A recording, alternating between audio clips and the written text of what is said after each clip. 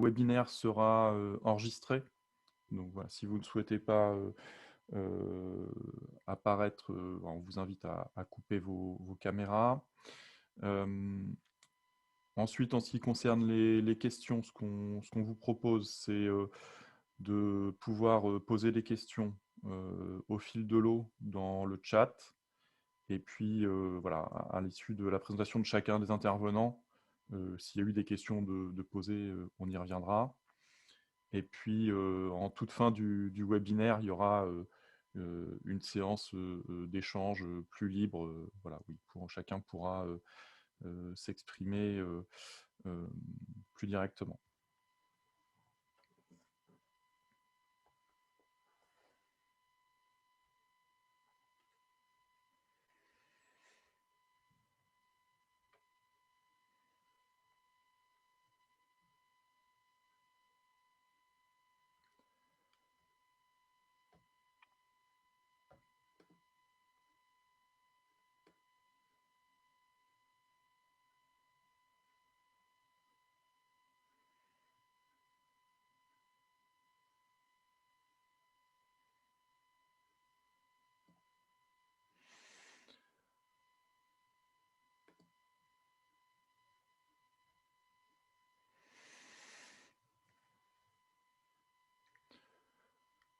Bon, donc, on avait prévu pour ce webinaire un créneau de 10 heures jusqu'à midi. Alors après, c'est pas sûr que l'ensemble des échanges dure 2 heures. Nous, on a prévu présentation, il y aura un temps d'échange. Voilà. Ce sera probablement un créneau d'1 heure sera probablement suffisant, mais au cas où, voilà, nous on est disponible pour prolonger les échanges s'il y a besoin jusqu'à midi. Je vous propose qu'on commence le déroulé de ce webinaire. Donc, webinaire qui s'inscrit dans le cadre du projet RiskLog, avec une thématique centrée sur le transport des marchandises dangereuses. Alors, dans un premier temps, voilà, on avait prévu que Cécile Legros nous refasse une présentation générale du projet RiskLog. Donc, Cécile, si ça te va, je propose de te laisser la parole.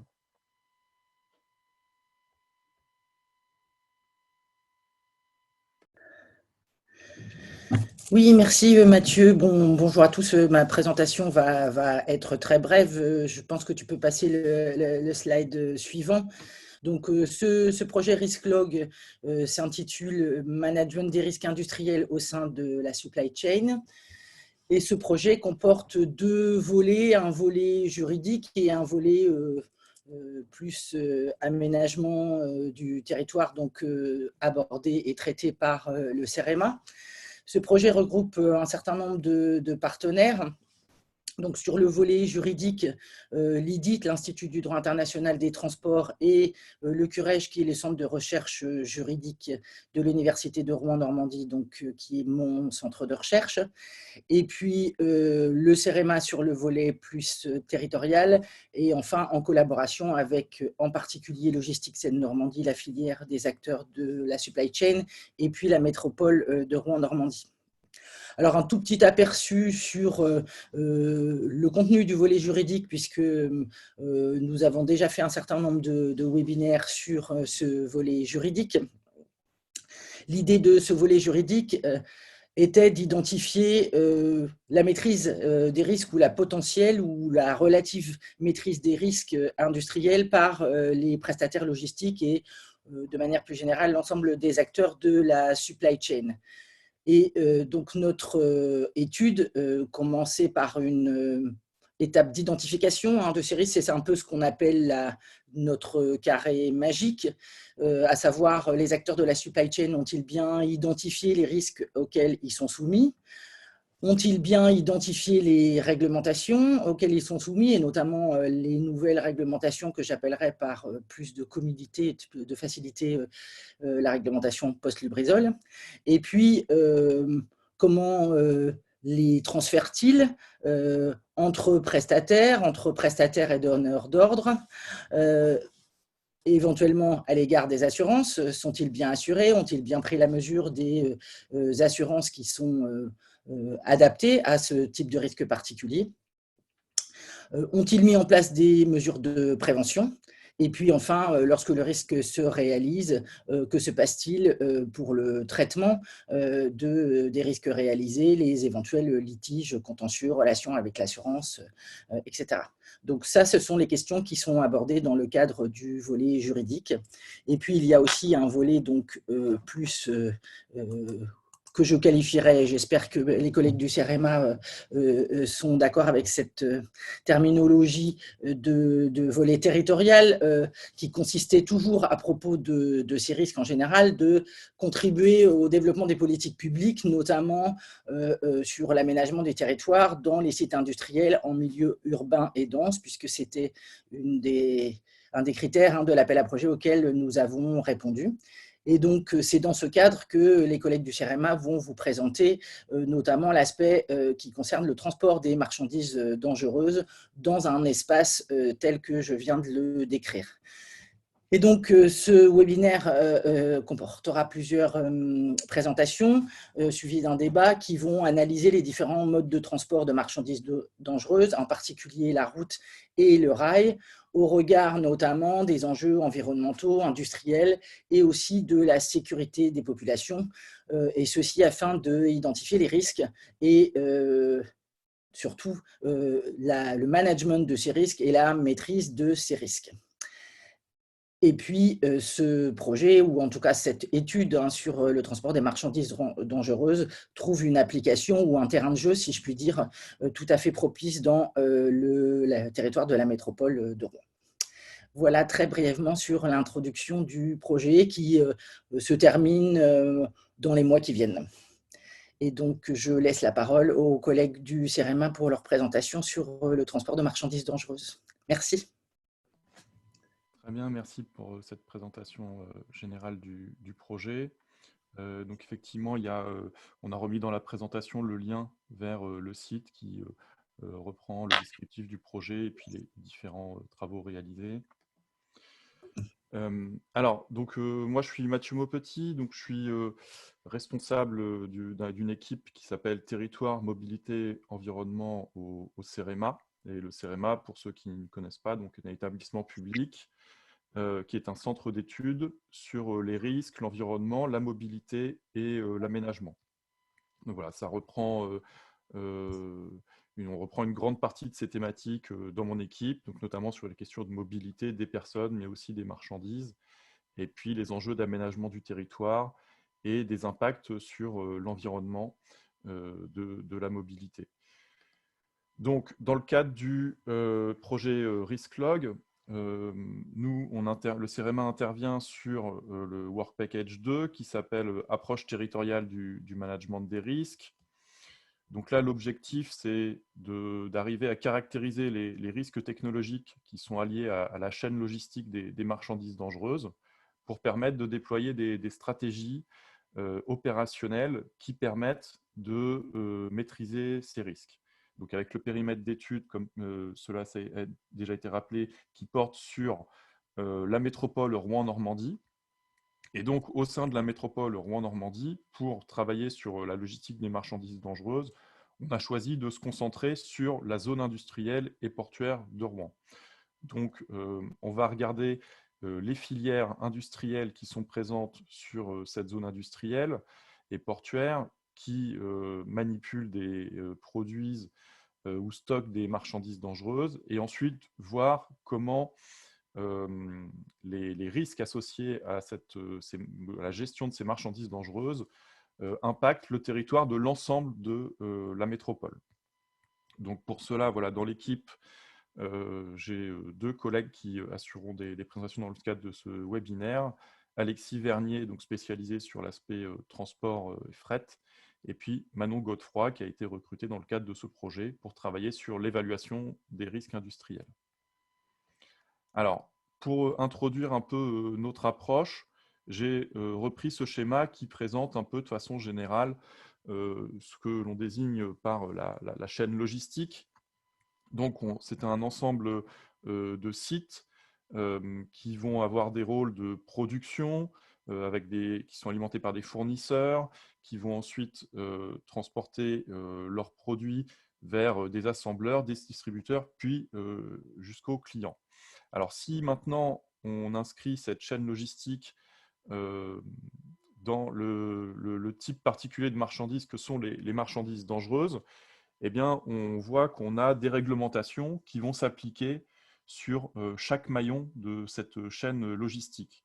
Donc, pour tout ce qui est site fixe, que ce soit des sites producteurs ou des sites de stockage, eh bien, ils vont être classiquement soumis à la réglementation ICPE, installation classée pour la protection de l'environnement, et notamment au cadre de la directive européenne Seveso. Donc, pour les sites producteurs qui vont concentrer les plus grandes quantités de marchandises dangereuses, eh ben, on va bien souvent être confronté à des sites qui vont être classés au plus haut niveau de cette réglementation ICPE, à savoir des sites Seveso, seuil bas, seuil haut. Donc, c'est le cas notamment d'un certain nombre de sites sur la zone industrielle et portuaire de Rouen. Et puis, on va avoir d'autres installations qui font partie de cette chaîne logistique, notamment des entrepôts de stockage qui, eux, vont être concernés par la réglementation ICPE au titre de la rubrique 1510, donc qui est la rubrique spécifique aux entrepôts. Donc ça, ce sont les sites fixes. Et puis, dans cette chaîne logistique, on a des flux physiques et des flux d'informations qui permettent d'assurer l'organisation de cette chaîne logistique des fournisseurs jusqu'aux clients. Donc nous, dans le cadre de notre projet, on va se concentrer sur les flux physiques.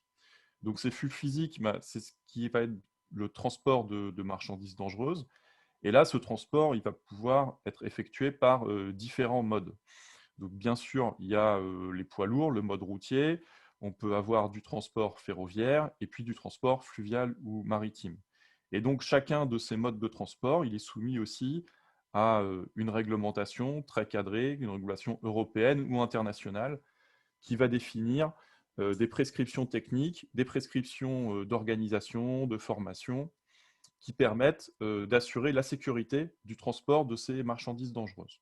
Donc, dans les deux cas, sur les sites fixes comme sur les transports de marchandises dangereuses, on a une réglementation qui s'assure de la sécurité liée à la manipulation de ces marchandises dangereuses. Alors, bien sûr, quel que soit le niveau de cette réglementation, il subsiste un risque résiduel. Donc, sur les sites classés ICPE, il subsiste un risque résiduel d'accident, voilà, que l'on peut mesurer. Donc là, sur les ICPE, surtout sur les sites Céveso, on a des études de danger qui permettent de caractériser de façon assez détaillée le risque résiduel, notamment sur les sites qui sont soumis à plan de prévention des risques technologiques. Sur les transports de marchandises dangereuses, on a moins de données. Donc c'est pour ça que nous, pour ce premier webinaire, on a choisi de se consacrer sur la question des transports de marchandises dangereuses. Voilà, à la fois, il y a besoin de mener un travail sur l'évaluation des probabilités d'accident, et puis aussi de travailler sur les itinéraires qui sont empruntés par ces transports de marchandises dangereuses, puisque les sites fixes, voilà, ils sont par définition localisés précisément. Par contre, les transports de marchandises dangereuses, il y a besoin de faire un travail d'investigation pour connaître les itinéraires qui sont pratiqués, les volumes les volumes de circulation sur ces différents itinéraires.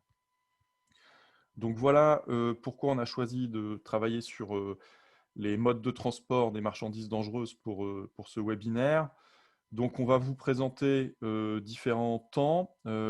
La première séquence portera sur la présentation des modes de transport présents sur le territoire rouennais, avec une présentation du contexte local, des projets à venir, et puis les avantages et les inconvénients par rapport aux différents enjeux environnementaux et industriels de ces différents types de modes de transport.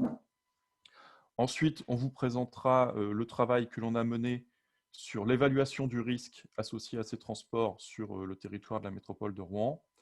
Et puis, dans un troisième temps, on pourra aborder les leviers de maîtrise de ces risques. avant de conclure et puis d'avoir une séquence de questions-réponses. Alors, je vais maintenant céder la parole à Alexis Vernier pour la présentation des modes de transport sur le territoire rouennais. Merci Mathieu. Donc, on va commencer tout directement. Tu peux passer à la slide suivante. Donc, en fait, sur les réseaux de transport, bon, il y a le réseau routier qui est quand même assez connu, même pratiqué en général. Donc, je ne vais pas forcément revenir sur le réseau routier qui se caractérise notamment avec le boulevard maritime, avec la Sud 3 et le pont Flaubert à proximité. J'y reviendrai quand même parce que un peu après, je passerai sur les projets de, les projets structurants d'infrastructures de transport sur le territoire. Et là, il y a des projets routiers. Alors, ce dont je voulais vous parler plus particulièrement, c'était ce qui concernait le réseau ferroviaire, parce que finalement, le réseau ferroviaire à proximité du port, on le connaît quand même moins. Le réseau ferroviaire rouennais, il est constitué de 4 branches principales. On pourrait rajouter une 5e branche qui est la desserte du port Rouen-Rive Droite. Les 4 branches principales, c'est la branche qui part de la gare de Rouen et qui va vers Amiens, celle qui va vers Le Havre, celle qui part vers Paris, et il y a une branche, donc il y a 2 lignes ferroviaires supplémentaires, une qui va sur le port rive droite et une plus importante qui va vers le port rive gauche à partir de Sotteville. Et donc, dans les principales contraintes qui caractérisent le réseau ferroviaire sur le territoire métropolitain, c'est à la fois cette portion qui va en direction de Paris, qui est très congestionnée, surtout sur certaines parties à proximité de Paris, et l'étroitesse de la gare Saint-Sever qui implique des difficultés de circulation et de la congestion sur l'ensemble du territoire métropolitain. Donc je reviendrai un peu plus tard sur des projets, notamment LNPN. Alors, ce qui concerne le réseau ferré portuaire, il est constitué de 110 km de voies ferroviaires sur l'agglomération rouennaise, donc dédiées au réseau ferré portuaire. Et ce réseau ferré, il est caractérisé par une certaine, disons, enfin, il n'est pas vraiment à jour d'un point de vue technologique. C'est-à-dire qu'il n'y a aucune voie qui est électrifiée. Les aiguilles sont toutes manœuvrables à pied d'œuvre, ça veut dire manuellement. Donc, il n'y a pas d'automatisation sur la manipulation des aiguilles. Et le réseau, il est constitué principalement de tronçons dont la vitesse max se situe entre 6 et 10 km/h. Il y a certains tronçons à 30 km/h, mais la grande majorité, c'est entre 6 et 10 km/h avec des arrêts fréquents sur les traversées routières, étant donné que toutes les traversées routières ne sont pas équipées de passages à niveau sécurisés. Donc ça oblige le convoi à s'arrêter, et donc forcément, ça diminue encore la, disons, la productivité sur le réseau ferré portuaire. Tu peux passer à la suivante, voilà. Alors, une autre caractéristique du réseau ferré portuaire, donc qui est technologiquement daté, comme je vous le disais, c'est que en fait, il y a une partie des voies qui sont les voies d'accès au réseau ferré portuaire sont des voies SNCF qui ne sont pas toujours en très bon état. C'est pas une caractéristique du port de Rouen. D'autres ports en France ont la même situation vis-à-vis de leur accès à leur réseau ferré portuaire. Donc, c'est pas propre à Rouen, mais c'est aussi le cas à Rouen. Et tout ce qui est la rive gauche du port, donc là qui est schématisé sur le dessin à droite, en fait n'est accessible que par le nord et en passant donc par des zones quand même enfin, avec beaucoup de population, notamment quand un train vient de Paris, il est obligé de passer par Sotteville et donc de longer des territoires qui sont très urbanisés. De plus, la tranchée couverte, il y a aussi des problèmes du point de vue de comment dire, la structure en fait qui constitue la tranchée couverte. Donc il y a des travaux qui sont en cours pour en enlever une partie, pour en refaire, assurer la réfection d'une autre. Mais c'est aussi une contrainte qui se pose sur l'accès au réseau ferré portuaire. Et ensuite, comme vous pouvez le voir, l'ensemble des installations ferroviaires sont donc desservies par le nord et, et donc sont accessibles par 3 faisceaux principaux. Le faisceau Clamagérant, qui est le faisceau le plus au nord, qui permet de desservir notamment le site céréalier de la presqu'île Élie.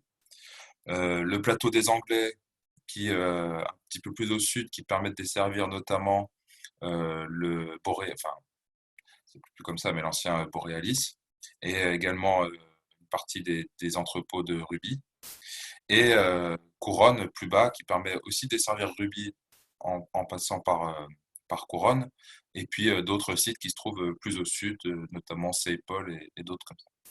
Donc le faisceau le plus utilisé, c'est le faisceau Couronne, donc celui qui est le plus au sud, qui a les voies les plus longues, qui a quelques voies électrifiées. Mais voilà, donc, globalement, la situation du réseau ferré sur le port. Alors, donc le seul accès se fait par le nord. Donc, le premier projet que je veux vous présenter, rapidement bien sûr, c'est un projet d'accès sud au port. Donc, oui, voilà, merci. Donc, est devenu là, exactement. Donc, il y a un accès sud au port qui est envisagé. Donc, c'est-à-dire qu'il y a la ligne qui fait Rouen, Saint-Aubin-les-Elbeuf, qui va en direction de Caen, donc qui est la ligne principale, et la ligne ferroviaire donc, qui fait Rouen-Elbeuf en passant par le réseau ferré portuaire. Donc l'idée, c'est de faire un raccordement entre ces deux lignes et de pouvoir accéder directement aux infrastructures ferroviaires portuaires par le sud. Donc la difficulté qui se pose, c'est que pour pouvoir faire ça, en fait, vu que tout le réseau est dirigé vers le nord, on ne peut pas forcément le faire facilement. Il ne suffit pas de faire un accès par le sud, il faut ensuite refaire des aménagements, notamment, pourquoi pas, c'est une des options envisagées, de raccorder sur le faisceau Couronne et d'autres options possibles.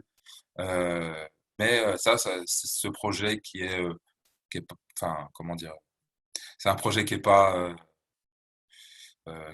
pas vocation à être réalisé immédiatement, mais qui est quand même dans les esprits. Il y a des études qui sont en cours, permettraient d'accéder directement par le sud au réseau ferré portuaire.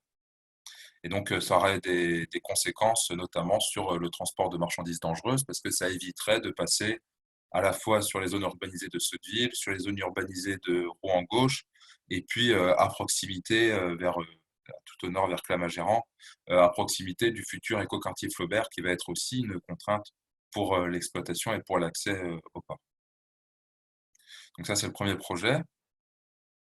Le deuxième projet qui reste, pour rester sur la thématique ferroviaire, c'est la ligne nouvelle Paris-Normandie. Donc, comme vous le savez, c'est l'idée de faire une nouvelle infrastructure entre Paris, Rouen et une partie entre Rouen et Le Havre, donc qui est censée être phasée. Et donc la première phase est censée répondre aux principales contraintes qui se posent en termes de congestion et d'exploitation, donc c'est-à-dire un projet entre Paris et Mantes-la-Jolie, et également la construction d'une nouvelle gare à Rouen et d'un tunnel sous-fluvial pour aller en direction d'Yvetot. Donc, la ligne nouvelle Paris-Normandie, ce qu'elle permettrait, c'est à la fois de désengorger la ligne classique de circulation voyageurs, donc pourquoi pas d'augmenter le nombre de circulations fret.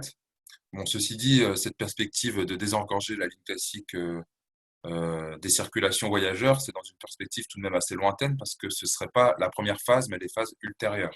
Parce que dans les premières phases, la ligne classique continue d'être empruntée, notamment entre Mantes-la-Jolie et Rouen. Donc, ce n'est pas forcément d'une actualité très pressante. Et ensuite, les aménagements de la gare Saint-Sever et la création d'un tunnel sous la Seine au niveau du pont Guillaume auront forcément des conséquences sur l'accès au réseau ferré portuaire, étant donné que c'est directement sur les infrastructures ferroviaires de la rive gauche que se feront ces aménagements. Donc voilà pour la ligne nouvelle Paris-Normandie, les conséquences que ça peut avoir. Alors le contournement Est, donc ça fait partie des grands projets structurants du territoire. Donc vous n'êtes pas sans savoir qu'il y a des arbitrages qui sont encore en attente quant à la réalisation du projet. Cependant, c'est un projet, il y a eu quand même pas mal d'études. Et la question qu'on peut se poser, c'est quelles vont être les conséquences de la réalisation de ce contournement sur le trafic poids lourd à proximité des installations qui nous intéressent. Alors, d'après les modélisations qui ont été faites par le CEREMA en 2015, le contournement en fait ne diminuerait pas le nombre de poids lourds sur la zone qui nous intéresse, notamment Pont Flaubert et sur la Sud 3. Probablement parce qu'une partie des poids lourds, déjà, il y a tous les poids lourds qui ont vocation à aller sur le réseau, enfin sur le port, qui continueront en fait à aller au port, hein. Il n'y a pas de raison qu'ils soient déviés. Et il est possible que sur le boulevard industriel, la D18E, qui est censée subir des réaménagements suite à la construction du contournement Est, qu'il y ait des limitations en termes de capacité et qu'il y ait une partie de report plus vers l'ouest du réseau routier. Donc, en tout cas, une des conséquences du réseau du contournement Est, c'est pas forcément une diminution des trafics sur le secteur qui nous intéresse, même s'il y a d'autres secteurs où il y aura des diminutions de trafic importantes. Et c'est pas vraiment, voilà, faut pas s'attendre à ça sur les réseaux routiers qui longent le port. Et évidemment, les trafics qui sont censés aller vers le port ont toujours vocation à s'y rendre. Alors, le dernier projet qui nous intéresse là, c'est le canal Seine-Nord-Europe, donc qui est un projet d'élargissement du gabarit fluvial pour permettre la jonction entre le bassin du nord de la France et le bassin de la Seine, qui actuellement permet seulement des trafics avec des bateaux de 700 tonnes d'emport. Et donc là, ça permettrait d'avoir des bateaux qui iraient jusqu'à 4400 tonnes.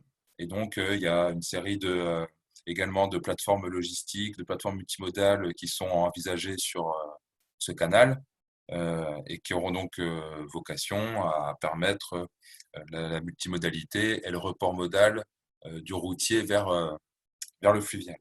Alors l'objectif que se donne VNF, c'est un triplement du volume transporté avec 4,5 milliards de tonnes kilomètres.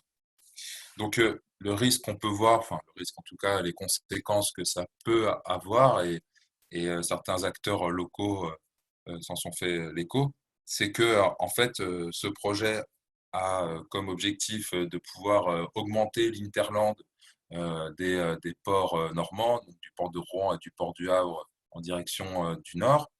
Ce qui peut se passer aussi, c'est l'inverse, hein, c'est que les ports du nord augmentent leur hinterland en direction de la Normandie.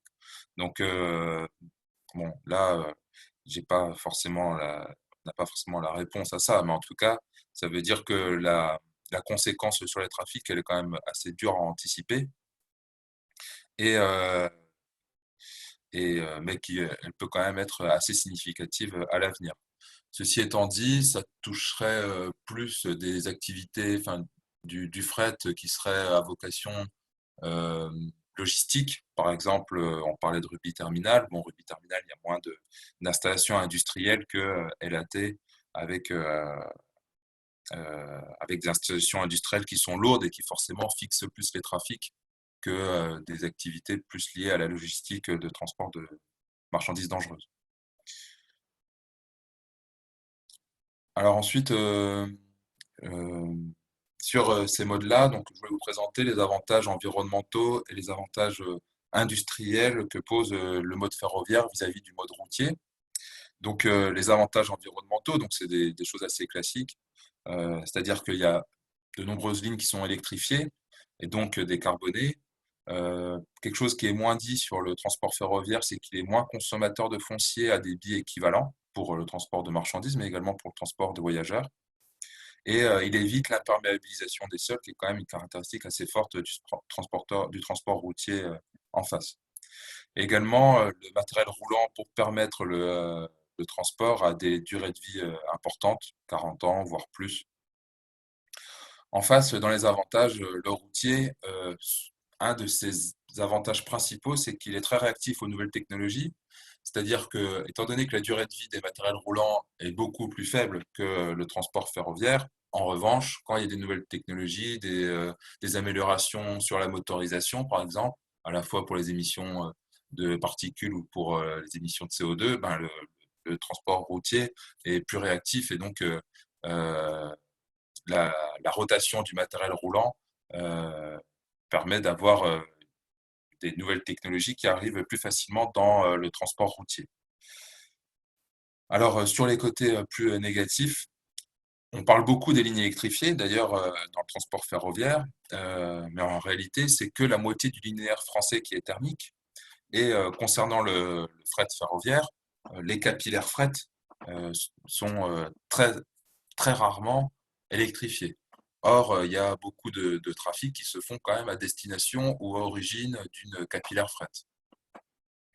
Et également, il y a l'infiltration de polluants dans les sols. Alors, le glyphosate, ça l'a été pendant longtemps. Normalement, la SNCF ne s'en sert plus. La créosote également, mais ça, vu que les durées de vie des, euh, des composants des voies sont assez longues, on peut encore avoir des problèmes liés à ça. Il y a des nuisances qui sont liées au bruit. Bon, ceci dit, il y a également le cas pour le routier, donc ça, c'est pas clair. Et ça peut émettre des particules fines. Et étant donné que le freinage, notamment les semelles de freinage, peuvent émettre des particules fines lorsqu'elles sont utilisées. De l'autre côté, le routier est émetteur de CO2 et lui, les technologies de type batterie ou même hydrogène, on va pas aller sur ce sujet-là qui est un peu long, mais en tout cas, l'énergie principale, c'est clairement de l'énergie liée aux hydrocarbures.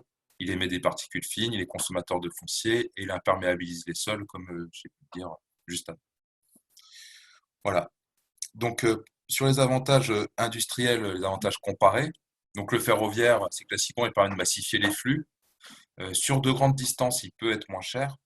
Et il assure, ça c'est assez clair, une plus grande sécurité industrielle, comme sera présenté juste après. En revanche, sur le côté négatif du ferroviaire, il y a clairement le système administratif du ferroviaire qui est complexe, très complexe, et qui est finalement assez peu connu de la part pas de tous les industriels, bien sûr, ceux qui l'utilisent fréquemment, ils connaissent bien.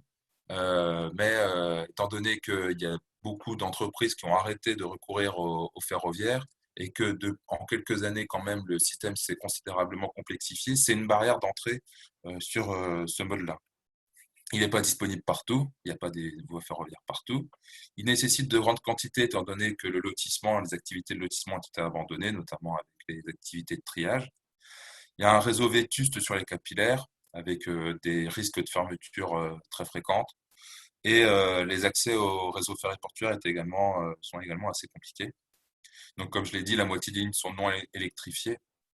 Et il y a de nombreuses infrastructures qui ont fermé, notamment donc, des triages et des installations terminales embranchées. En vis-à-vis, le routier apporte plus de souplesse, de réactivité, il a un prix plus compétitif, il a un système administratif globalement plus simple. Cependant, quand il faut accueillir de nombreux camions, voire des centaines de camions, vu certains trafics, sur des sites qui sont sensibles, ça peut quand même poser des problèmes qui sont des problèmes d'administratif de la part de l'entreprise. Contrairement au ferroviaire où le problème administratif est surtout du côté du système de transport. Alors, je ne sais pas si je suis clair, hein, mais il y a une asymétrie sur ce côté. Et puis le réseau routier est performant et très maillé, donc ça, forcément, c'est un avantage. En revanche, dans les difficultés que pose le mode routier, bon, déjà, c'est pas un transport massifié, même si on arrive à faire finalement de grandes quantités de trafic avec des norias de camions.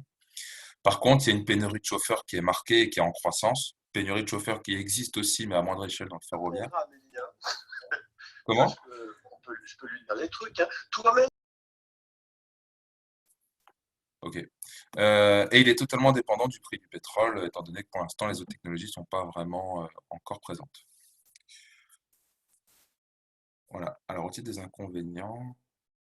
Oui, l'obtention des sillons, oui, je suis tout à fait d'accord. L'obtention des sillons, la qualité des sillons aussi. C'est-à-dire que ce n'est pas forcément les meilleurs sillons que l'on va donner aux frais de ferroviaire. Donc, ça va être des sillons où il va y avoir de nombreux arrêts en cours de route. Dès qu'il y a quelques minutes de retard, c'est le train voyageur qui va prendre la priorité. Donc, il y a l'obtention des sillons qui est liée au système administratif complexe dont je parlais, et la qualité des sillons aussi qui est à discuter. Je suis d'accord. Voilà pour ma part. Si vous avez, peut-être qu'on continue. Alors, Très bien, merci Alexis. Donc, voilà. Même si le projet RISC-Log et les travaux du CEREMA se concentrent sur l'évaluation des risques pour les populations, comme va vous le présenter maintenant Manon, ça nous semblait important d'avoir cette vision globale sur les différents modes de transport, puisqu'on sait que les choix sont jamais faits ou très rarement faits uniquement en fonction du risque, mais qu'il y a bien tous les autres enjeux à prendre en compte.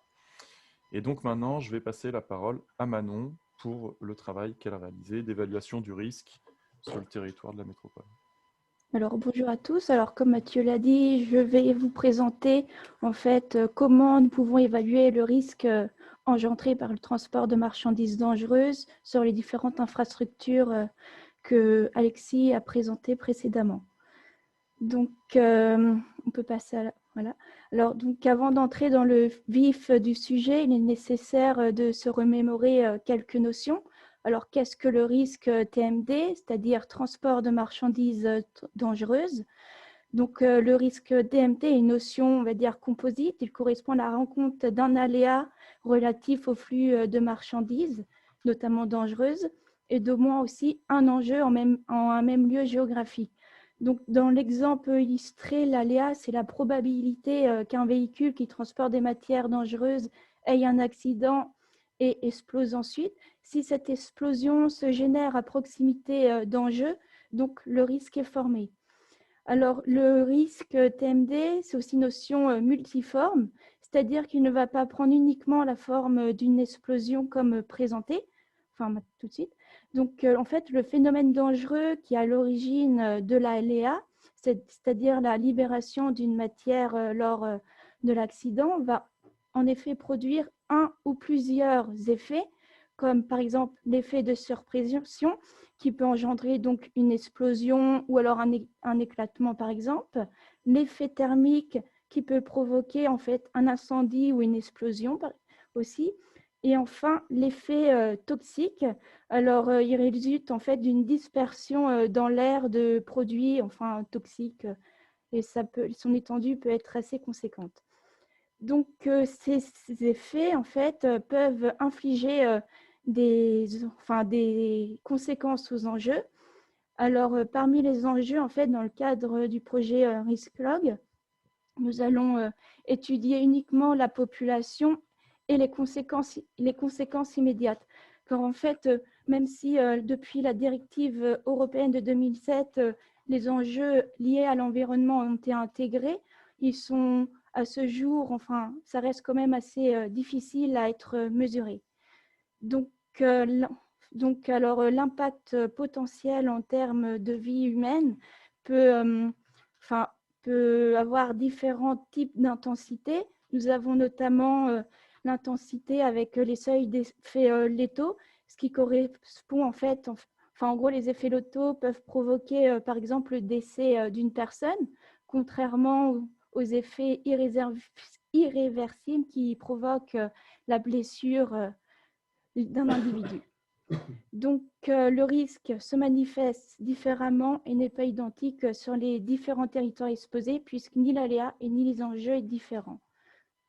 Sont les mêmes. Donc, on peut passer à la slide suivante. Alors, du coup, maintenant, on peut rentrer au cœur du sujet. Alors, dans le cadre du projet RiskLog, nous sommes en train de mettre en place une méthode qui permet d'évaluer les risques générés par le transport de marchandises, tant routier, ferré ou fluvial et maritime. Donc, cette évaluation, on s'est appuyé sur une méthode développée par l'INERIS. Cette méthode, en fait, consistait à étudier en fait, les risques TMD générés sur un linéaire routier. Souvent, c'est au niveau du coup des tunnels. Donc, nous, on s'appuie sur cette méthode à la fois pour le réseau routier. Donc, la méthode que je vais vous présenter est assez fiable.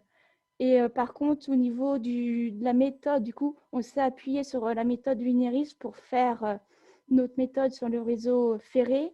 Et par contre, là, il nous reste quelques incertitudes par rapport notamment à la probabilité d'accident que je vais vous présenter à la slide suivante. Donc, l'objectif de cette évaluation, c'est d'une part de mesurer l'exposition au risque TMD dans l'état actuel du territoire, et d'autre part, c'est de comparer les risques générés par les différents modes de transport. Donc, pour cela, nous allons estimer en fait la vulnérabilité au risque sur les différentes infrastructures de communication.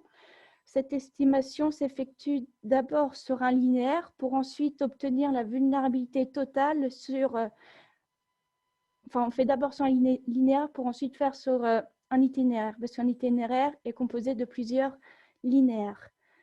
Donc, pour obtenir cette vulnérabilité, nous se basons sur un ensemble de paramètres qui est propre à chaque mode de transport, car un risque lié avec le réseau ferré ou le réseau routier, en gros, ça engendre des risques différents.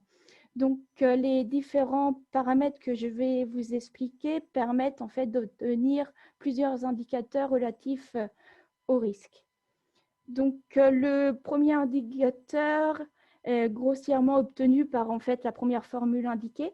Alors, nous allons chercher à connaître le nombre maximum de personnes exposées à un phénomène dangereux généré du coup par un TMT en fonction du coup de la densité de personnes et la densité de personnes qui est présente dans la surface, en gros, des périmètres d'effet. Donc, pour illustrer cela, en fait, à votre droite, vous avez un schéma. Alors, nous avons, par exemple, un véhicule qui transporte une matière dangereuse, on va dire, avec des effets thermiques sur un linéaire routier.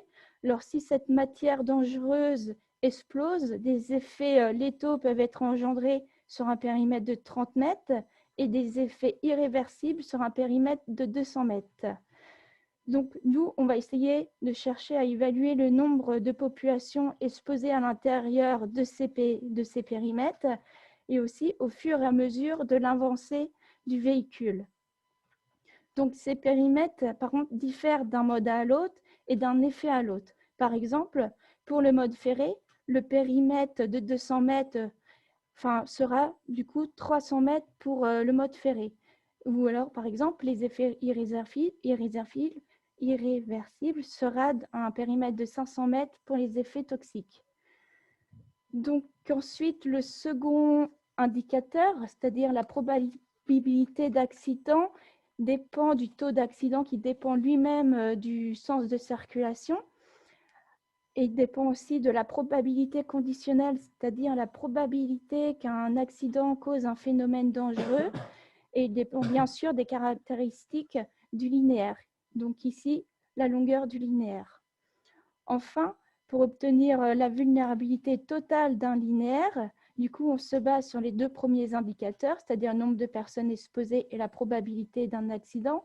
Et à cela, on rajoute le coefficient de l'intensité. Alors, qu'est-ce que le coefficient d'intensité? En fait, ce coefficient est déterminé par l'INERIS, qui a du coup réalisé par l'étude, en fait, elle a permis de donner une valeur économique à l'intensité des différents dommages. Donc, ensuite, du coup, on obtient la vulnérabilité pour un TMD. Si on veut obtenir de manière générale, la vulnérabilité sur un linéaire entier, en fait, il suffit de multiplier donc la vulnérabilité calculée pour un TMD par le nombre de TMD qui circulent sur le linéaire sur une journée. Et donc, pour obtenir un itinéraire, on fait en fait la somme de la vulnérabilité de tous les linéaires. Donc, là, en fait, je viens de vous présenter en fait globalement notre démarche. Après, je ne suis pas rentrée notamment dans les détails afin de ne pas trop vous perdre dans tous les calculs, mais après, du coup, ça reste quand même beaucoup plus complexe que cela. Donc, une fois la méthodologie appliquée, nous obtenons donc l'indicateur du nombre de personnes exposées à un risque généré par le TMD Alors, à gauche, vous avez du coup le nombre de personnes exposées sur un linéaire routier et à droite sur un linéaire ferré. Alors, pour une meilleure visibilité, on a zoomé pour le mode ferré. Donc, du coup, en fait, cet indicateur a été calculé sur l'ensemble de la métropole Rouen-Normandie et ce résultat convient pour en fait les marchandises à effet thermique, c'est-à-dire pour un périmètre de 200 mètres pour le mode routier et un périmètre de 300 mètres pour le mode ferré. Donc, Donc, alors par population, en fait, il est sous-entendu les habitants, le nombre de travailleurs, a posteriori, enfin plus tard, la présence de personnes dans les ERP, c'est-à-dire les établissements recevant du public, les espaces ouverts, ou alors la population en circulation sera aussi étudiée, mais pour l'instant, enfin, il faut encore qu'on perfectionne la méthode pour les calculer, car la présence, par exemple, de personnes dans les ERP varie énormément selon les moments de la journée, si c'est le week-end ou alors si c'est en journée. Donc, en tenant compte de l'ensemble des linéaires de la métropole, le plus grand nombre de personnes exposées au risque TMT routier se situe aux localités où la densité de population en fait, est élevée, en particulier ici sur le centre de Rouen, notamment avec des linéaires qui peuvent atteindre jusqu'à 15 000 personnes exposées. D'autres zones sont aussi bien exposées, notamment au niveau d'Elbeuf. Il y a aussi, par exemple, des petits pours qui ressortent. Par exemple, après ce résultat, il reste quand même à être relativisé, car certaines rues sont interdites ou trop étroites pour le passage d'un transport de marchandises dangereuses, notamment par exemple au niveau de la gare.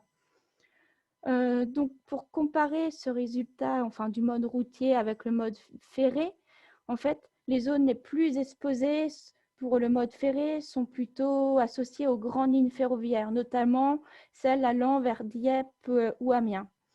Alors, au maximum, par contre, le mode ferré expose jusqu'à 4 455 personnes.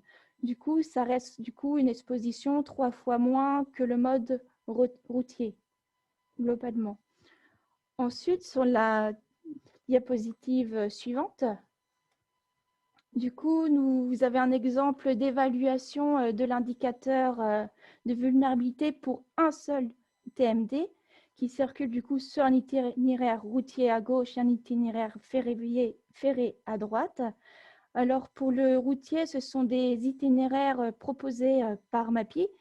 Du coup, ces itinéraires partent notamment du Havre, du Nord ou de Paris pour aller vers la zone nord de la zone industrielle portuaire.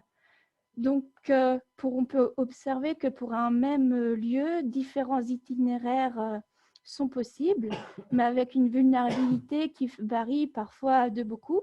Par exemple, on a un véhicule qui vient du nord, et en gros, il est nettement plus vulnérable qu'un véhicule qui vient du sud.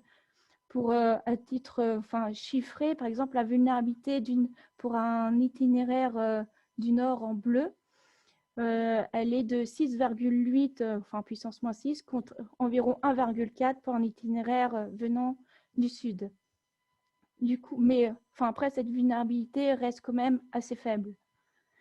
Donc aussi, lorsque l'itinéraire est un peu dévié du centre de Rouen, comme le montre l'itinéraire jaune, la vulnérabilité diminue. Mais cet itinéraire risque d'augmenter parce que sur le résultat présenté, nous n'avons pas encore pris en compte le futur écoquartier de Flaubert, dont la population du coup risque d'augmenter la vulnérabilité. Ensuite, d'après les itinéraires du Havre, une réflexion doit être portée sur les itinéraires privilégiés, car en effet, pour un même point de départ, en gros, la vulnérabilité varie de 0,20 entre pour l'itinéraire du Havre avec le plus vulnérable et le moins vulnérable. Donc, ça reste quand même faible, mais bon, c'est quand même comparatif. Donc, au niveau du mode ferré, nous avons aussi, du coup, on s'est basé sur 3 itinéraires. Ces itinéraires parviennent aussi du coup vers le nord, Le Havre et Paris. Donc, vous pouvez voir que la vulnérabilité d'un TMT sur l'itinéraire du Havre en rouge est assez forte comparée à l'itinéraire d'Amiens de couleur verte qui, lui, par contre, contourne le centre de Rouen. Par contre, au niveau des du ferré, on remarque bien que toutes les voies ferrées sont obligées de passer du coup par le centre de la rive gauche. Donc, en comparant avec les deux modes, nous pouvons donc voir sur les cartographies que la vulnérabilité d'un TMD est beaucoup plus importante avec le mode ferré, mais il faut par contre prendre en compte du coup la quantité de matière transportée. Donc, à gauche, le véhicule routier en fait transporte 28 tonnes de carburant, tandis que le véhicule ferré, lui, on peut en transporter jusqu'à 65 tonnes de carburant. Et par wagon. Et comme un train peut être composé de 22 wagons au maximum, du coup, le véhicule peut transporter 1430 tonnes de carburant. Donc, en fait, pour acheminer la même quantité de matière qu'un train, en fait, il nécessite plus de 50 poids lourds pour acheminer. Donc, la vulnérabilité, en fait, est donc bien moins importante avec le mode ferroviaire, qui est donc un mode beaucoup plus sûr que le mode routier. Et en plus, cette vulnérabilité, comme on va pouvoir le voir sur la diapo suivante, du coup, en fait, cette vulnérabilité pourra aussi diminuer si le projet de l'accès sud, comme Alexis vous en a parlé précédemment, se réalise.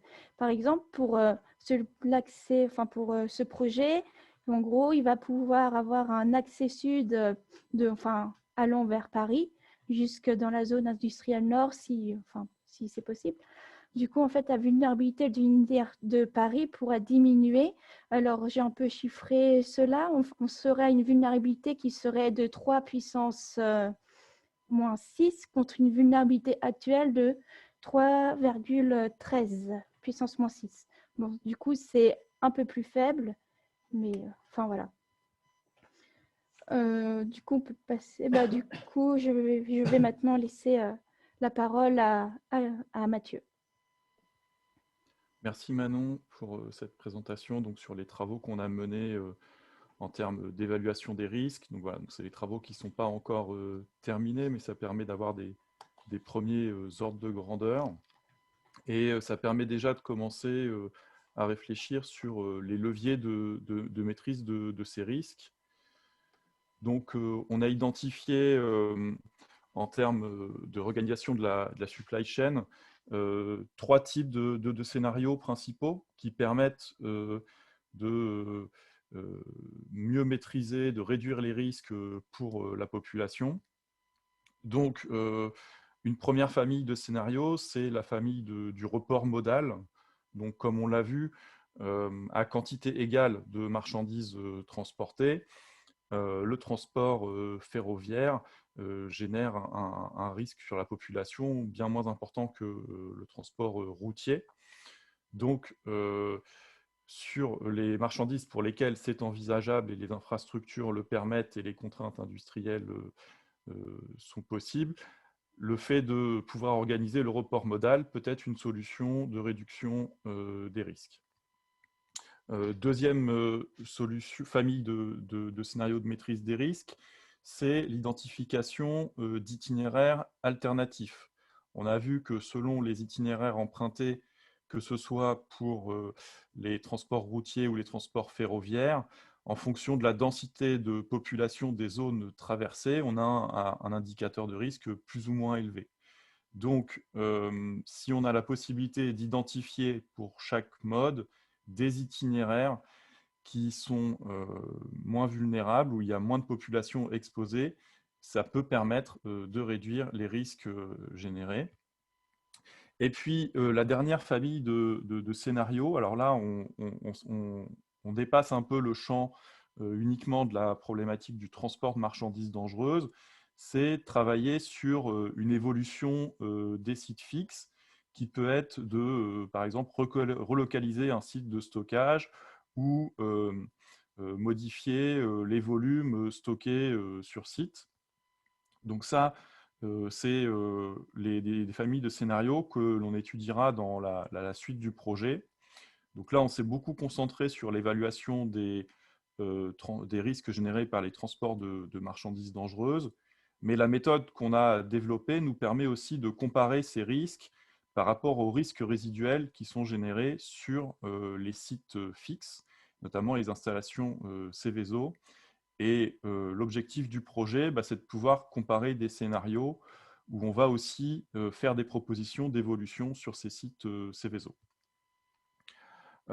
Pour aujourd'hui, on a choisi de vous présenter un exemple de levier de maîtrise des risques qui est donc vraiment centré sur la question du transport de marchandises dangereuses.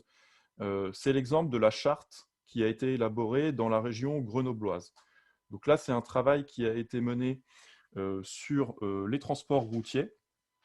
Donc, voilà, dans l'agglomération grenobloise, il y a des grandes zones industrielles, notamment au sud de Grenoble, à la plateforme de Pont-de-Clé, par exemple, sur lequel il y a un regroupement de sites Céveso. Et puis, il y a un réseau routier qui est assez contraint autour de l'agglomération grenobloise. Donc, ça a généré des problématiques de congestion et de cohabitation des transports de marchandises dangereuses avec les autres flux de véhicules. Donc, il y a eu une démarche partenariale qui a été engagée. Donc, c'est un travail qui a été piloté par le S3PY, donc le secrétariat permanent pour la prévention des pollutions et des risques dans la région grenobloise.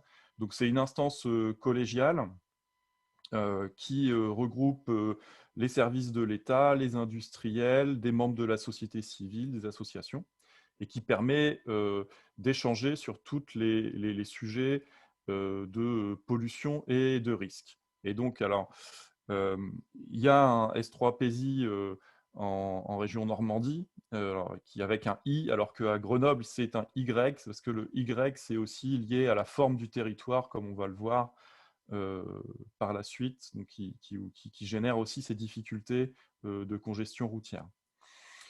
Donc voilà, le S3PY a engagé une réflexion sur les flux de marchandises dangereuses au niveau de la région grenobloise.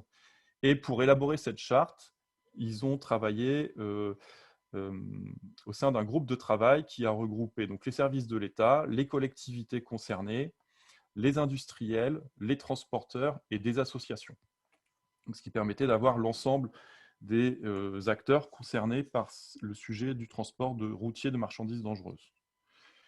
Et dans ce groupe de travail, ils ont identifié et partagé des objectifs communs. Et ce qui est intéressant, c'est qu'ils ont pu donner pour objectif à cette charte, pas uniquement de travailler sur la question des risques ou la question des conditions de circulation, mais aussi identifier quels sont les besoins des industriels et des transporteurs. Donc, bien sûr, on a des choses qui sont liées aux conditions de circulation des usagers. Il y a une problématique spécifique pour le trafic aux heures de pointe où les densités de véhicules sont les plus importantes. Ils ont travaillé sur des itinéraires recommandés pour les transports de marchandises dangereuses.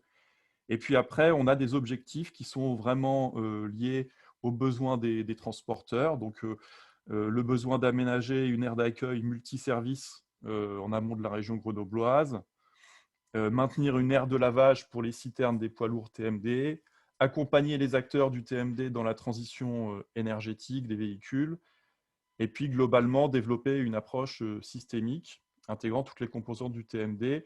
Donc là, c'est là que le travail partenarial il est intéressant parce qu'on voit que chaque partenaire peut trouver des objectifs qui vont l'inciter à participer à ces réflexions communes. Et donc, sur la base de ces objectifs, ils ont identifié un certain nombre d'engagements. Alors, je ne vous les ai pas tous remis, j'ai remis les principaux. Donc, il y a notamment des engagements auprès de la part des industriels. Donc, les principaux engagements, c'est de communiquer sur les itinéraires d'accès recommandés pour accéder à leur site et de proposer aussi des horaires adaptés pour les livraisons et l'expédition. De leur côté, les transporteurs, eux, s'engagent sur la sensibilisation de leurs conducteurs, donc sur les itinéraires recommandés, sur les aménagements des horaires. Et puis, il y a aussi des engagements des institutions. Donc, selon les engagements, ce peut être les collectivités ou l'État, qui permettent de répondre aux besoins des transporteurs, notamment maintenir l'aire de lavage, permettre l'aménagement d'une aire de repos, et puis également perfectionner la signalisation routière, puisque bien sûr les itinéraires recommandés, pour qu'ils soient bien empruntés, ça s'accompagne d'une signalisation de qualité. Donc voilà l'exemple des engagements qui ont été fixés dans cette charte. Donc c'est une charte, comme son nom s'indique, il n'y a pas de caractère contraignant, mais donc il y a quand même de nombreux industriels et transporteurs qui ont été associés et qui ont signé cette charte. Et donc, un des principaux outils de cette charte, c'est le fameux livret d'itinéraire recommandé. Donc, je vous ai mis ici deux exemples de cartes. Donc, il y a une carte globale du Y grenoblois, voilà, sur lequel sont localisés les principaux sites industriels, et puis aussi les aires de repos, les aires de lavage, voilà, les aires de service à destination des transporteurs. Et vous avez ici en blanc, alors ce n'est pas forcément très lisible sur cette carte, mais donc les itinéraires qui sont recommandés pour traverser l'agglomération grenobloise pour les transports de marchandises dangereuses. Donc ça, c'est la vision globale. Et ensuite, dans ce livret, vous avez pour chaque site industriel, pour chaque plateforme industrielle, l'itinéraire précis qui permet d'accéder au site industriel. Donc, ce qui permet de savoir, voilà, à partir de la sortie, quand on est sur les grands axes structurants autoroutiers, l'itinéraire recommandé pour accéder au site industriel. Donc, ce qui permet d'avoir un travail, une réflexion sur la réduction des risques en orientant plutôt les transports de marchandises dangereuses vers des zones moins denses, et puis aussi vers des zones plus fluides en termes de circulation routière. Voilà l'exemple qu'on voulait vous présenter sur ce qui a été fait dans la région grenobloise, qui nous semble un travail partenarial intéressant, qui permet à chaque acteur de la chaîne logistique d'exprimer ses besoins et ses contraintes, et qui est aussi quelque chose qui n'est pas très contraignant en termes de moyens à engager. Alors, il y a un peu de travail d'études, un peu de travail de réunion, mais il n'y a pas forcément besoin d'investissements très, très lourds. Après, on sait qu'il existe d'autres réflexions pour maîtriser les risques liés au transport de marchandises dangereuses. Notamment, il y a beaucoup de travaux sur la géolocalisation des transports de marchandises dangereuses, avec l'idée de pouvoir faire du géoguidage en direct en fonction des conditions de circulation.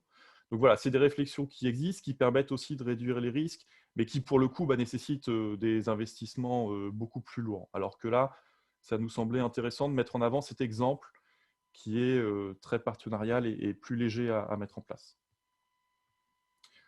Voilà, donc maintenant on va arriver à la conclusion de ce webinaire, qui va nous permettre de vous parler un peu des prochaines étapes de nos travaux.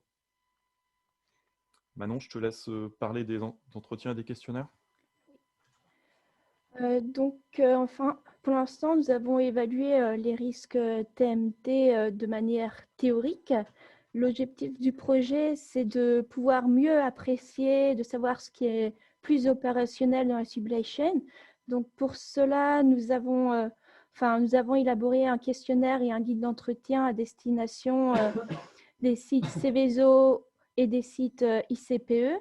Et plus particulièrement, les enquêtés ciblés, c'est les industriels et prestataires logistiques. Cela permettra donc de mieux identifier, d'analyser le fonctionnement de la chaîne logistique, notamment en posant des questions sur l'approvisionnement, les expéditions de marchandises dangereuses, de savoir où ça passe, par exemple, de connaître leurs sous-traitants, les fournisseurs, les modes utilisés, pourquoi ils passent ici et pas ailleurs, les quantités, la fréquence des marchandises aussi, et notamment aussi de savoir les contraintes techniques et d'exploitation, par exemple. Et du coup, ce questionnaire, en fait, la zone d'étude, du coup, c'est la zone industrielle-portuaire de Rouen, comme affiché sur la carte. On peut passer à la slide suivante. Ouais, donc très bien. Donc ce questionnaire, c'est un questionnaire en ligne dont le lien sera diffusé. Et donc voilà, n'hésitez pas à le partager. voilà, si vous avez connaissance d'industriels ou de prestataires logistiques sur la zone industrielle et portuaire de Rouen qui pourraient être concernés par cette démarche. Et donc, pour finir, donc, les perspectives en termes d'aboutissement, de livrable de nos travaux dans le cadre du projet RISC-Log.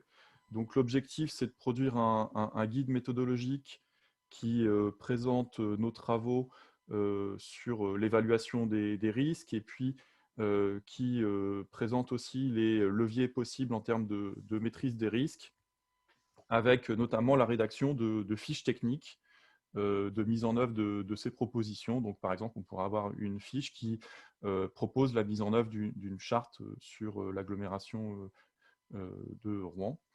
Et donc, l'idée, c'est que ces résultats soient généralisés de façon à pouvoir être réplicables sur d'autres territoires.